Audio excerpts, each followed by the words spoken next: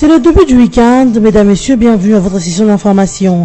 Réédition de plus de 50 ex-combattants M23 au FARDC.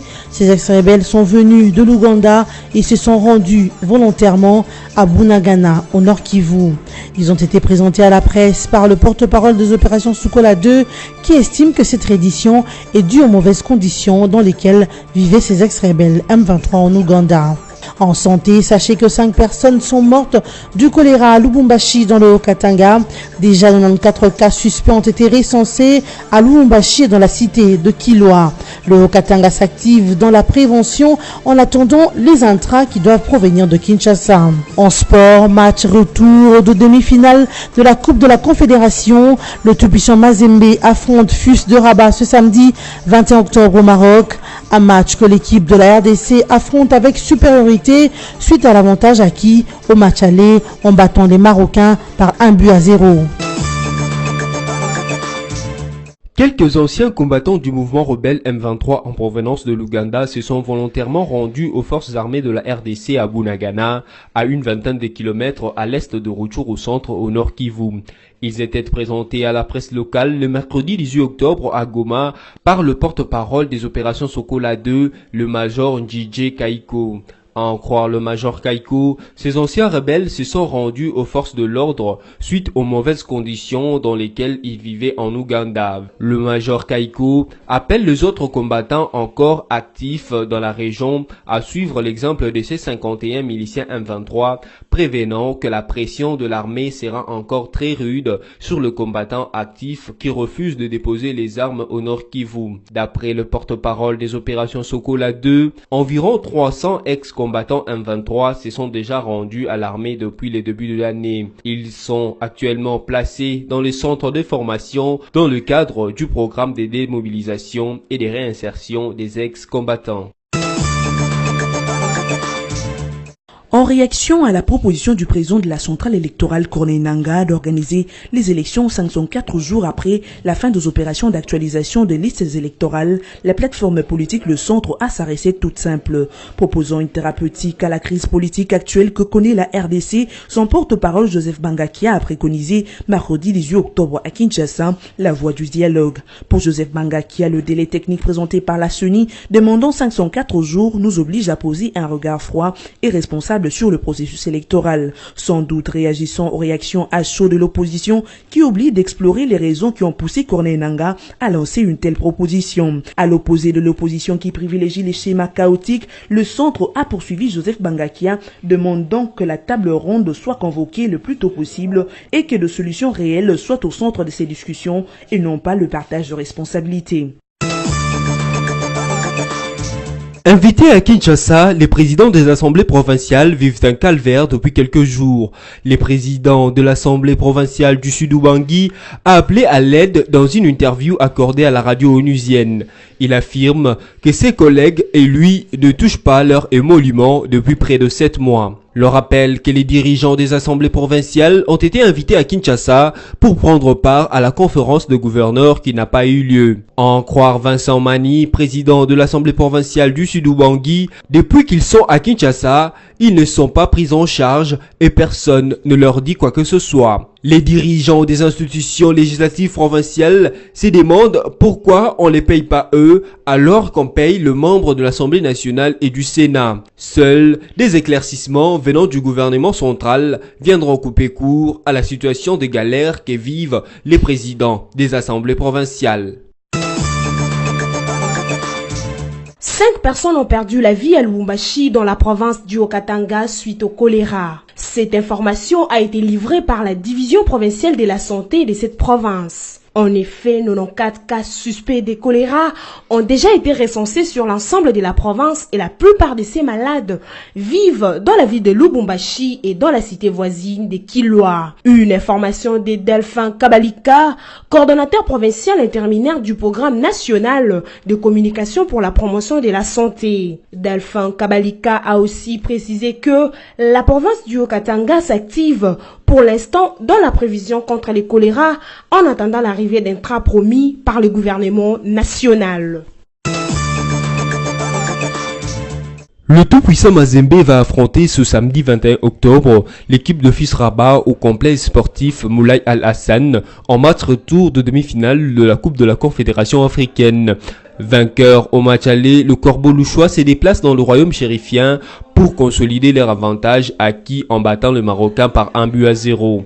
Pour ce rendez-vous déterminant, le TP Mazembe devra composer avec les absences de Salif Koulibaly et d'Adama Traoré, selon l'entraîneur adjoint David Mwakasso qui l'a annoncé sur le site officiel du club. Les techniciens du club louchois a également confirmé les absences de Deo Kanda et de Trésor Poutou qui ont repris les entraînements individuels pour se remettre en forme. Toujours est-il qu'ils ne sont toujours pas à 100% de leur forme. Pour officier ce match, la CAF a choisi l'arbitre zambien Gianni Zikazui. Il sera secondé par l'Angolais Gerson Emiliano dos Santos et le Sud-Africain Zakel Toussi. Place au rappel de l'essentiel de l'actualité. Reddition de plus de 50 ex-combattants M23 au FARDC. Ces ex-rebelles sont venus de l'Ouganda et se sont rendus volontairement à Bunagana, au Nord Kivu. Ils ont été présentés à la presse par le porte-parole des opérations Sukola 2 qui estime que cette reddition est due aux mauvaises conditions dans lesquelles vivaient ces ex-rebelles M23 en Ouganda. En santé, sachez que 5 personnes sont mortes du choléra à Lubumbashi dans le Haut-Katanga. Déjà 94 cas suspects ont été recensés à Lubumbashi et dans la cité de Kilwa. Le Haut-Katanga s'active dans la prévention en attendant les intrants qui doivent provenir de Kinshasa. En sport, match retour de demi-finale de la Coupe de la Confédération. Le tout-puissant Mazembe affronte FUS de Rabat ce samedi 21 octobre au Maroc. Un match que l'équipe de la RDC affronte avec supériorité suite à l'avantage acquis au match aller en battant les Marocains par 1-0. Merci à vous de nous avoir suivis. À notre rendez-vous, c'est pour très bientôt.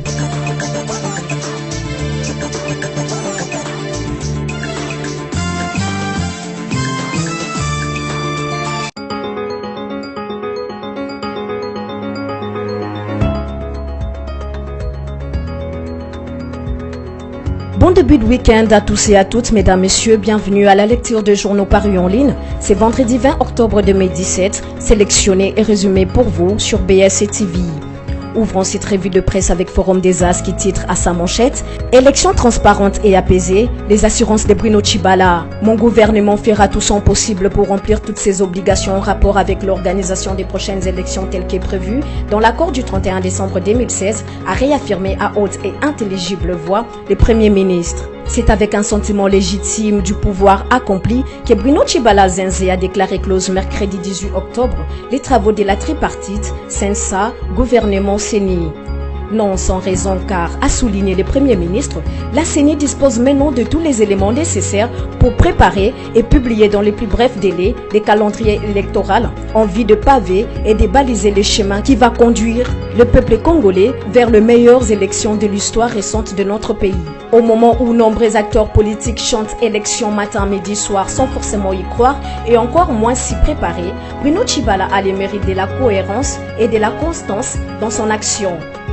Dès l'essai de son mandat, il a déclaré Urbi et Orbi que sa mission était de conduire les Congolais aux élections. Les meilleurs de l'histoire, a-t-il ajouté. Il n'a pas varié d'un iota. Non seulement il a répété ses impératifs dans toutes les langues et sur tous les temps, mais il s'est engagé à remplir sa part des contrats pour organiser des élections. Poursuivons cette revue de presse avec radiocapi.net qui écrit Assemblée nationale, service courrier accusé d'empêcher les dépôts de la pétition contre Berminakou. Les services courriers du bureau du président de l'Assemblée nationale tournent à double vitesse.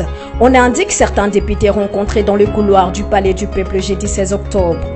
Selon eux, des courriers émanant des élus du peuple ne sont pas les bienvenus dans ces services. En effet, depuis l'initiative de la pétition contre le président Aubin Minakou, ces services de courrier filtrent tout.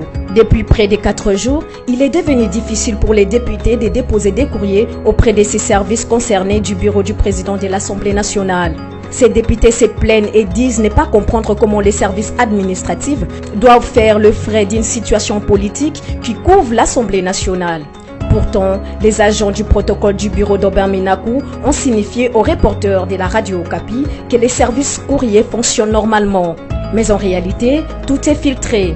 Si les courriers extérieurs de l'Assemblée peuvent être réceptionnés et la manière que les députés ignorent leurs ne sont pas le bienvenu. Cette crise a plutôt engendré une pétition contre les présidents de l'Assemblée nationale, initiée par les députés Toussaint Alonga.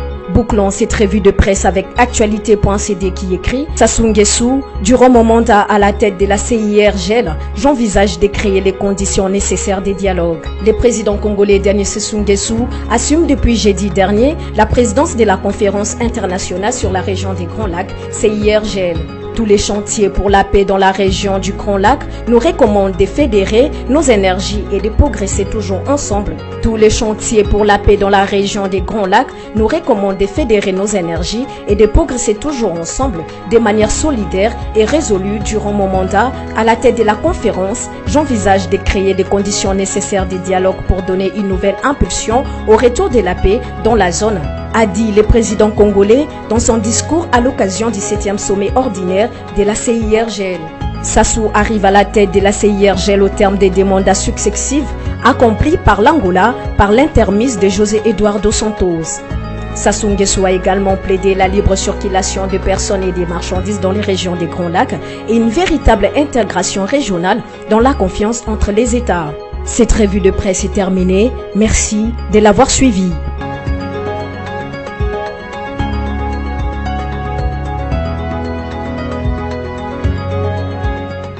Congo Panorama, votre magazine d'actualité est à nouveau dans vos bacs avec son édition de la rentrée et ses rubriques diversifiées. Coopération et diplomatie, 8 nouveaux ambassadeurs accrédités en RDC, l'Union africaine au front contre l'Union européenne. Séjour du chef de l'État aux Nations Unies, Joseph Kabila, très sollicité, étrange, le processus électoral est fixe et irréversible. La une du Congo Panorama est consacrée à l'armée.